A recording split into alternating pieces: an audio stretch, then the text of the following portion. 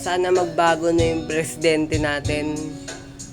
Sana yung magiging presidente natin natatayo bilang presidente o bilang vice president, sana hindi mangurak. Sana lahat masaya, lahat nagtutulungan, hindi nila kinukuha ang ating buong pera sa Pilipinas.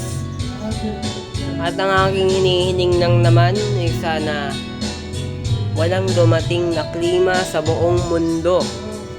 Sana ligtas palagi mga tao sa Pilipinas, saan mang dulo ng mundo. Sana ligtas tayong mga tao. Sana lahat ng mga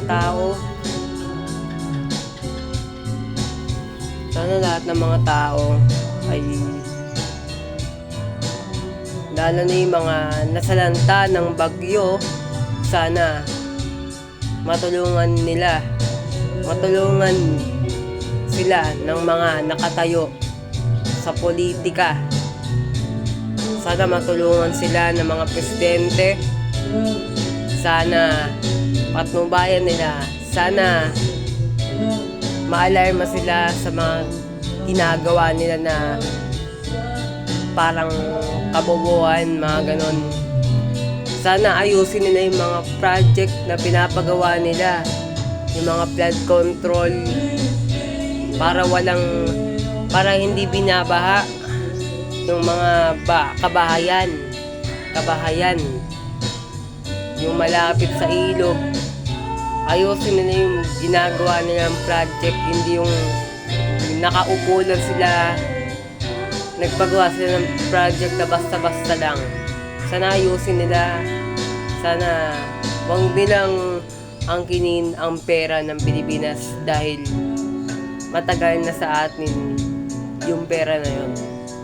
Huwag nilang kuhanin, huwag nilang itago sa bulsa nila, huwag nilang takasan yung atraso nila. Kasi alam nyo ba guys kung sino yung pinakamahirap na bansa sa buong Asia? Ang Pilipinas ang pinakamahirap na bansa. Madaming utang ang Pilipinas. Simula yung nakatayo, umupo. Simula nung umupo si Ninoy Aquino hanggang kay President Bongbong Marcos, madami pa ring utang. Kahit binayaran pa ni Ninoy Aquino o ni Duterte yan, madami pa ring utang yan. Kaya sabi ko sa inyo guys, magsikap kayo, mag-aral kayo na mabuti. Maabot nyo rin ang pangarap nyo. Kaya ingat kayo guys. Huwag kayong maniniwala sa mga scam, kasi dyan nabubudol. Kaya lahat ng tao sa Pilipinas lumilipat ng ibang bansa. Kasi alam nyo kung bakit? Ang pangit na ng Pilipinas. Kung tutuusin lang yung Pilipinas, ang pangit na. Kumpara mo sa dati, maganda ang Pilipinas. Yung nature natin nasisira na dahil sa mga project ng politiko. Tignan nyo yung Sierra Madre. Yung Sierra Madre dati maganda yan.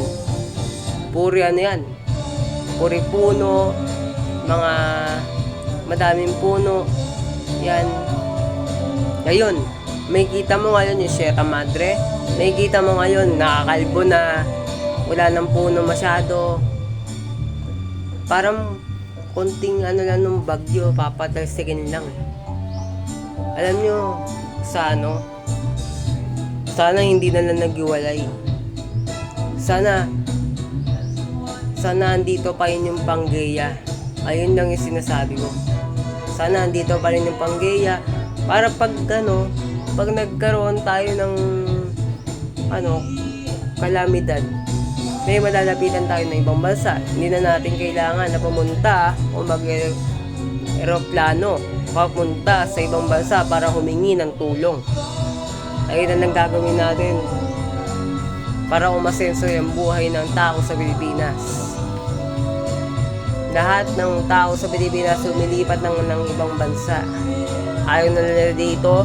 Kaya nga yung trabaho ng Pilipino, taong Pilipino, ay lumilipat na sila ng ibang bansa. Kasi, grabe, hindi nakapag-aaral. Pero, nakapag-aaral sila pero hindi sila makakuha ng tamang sahod sa araw-araw na buhay at pagtatrabaho,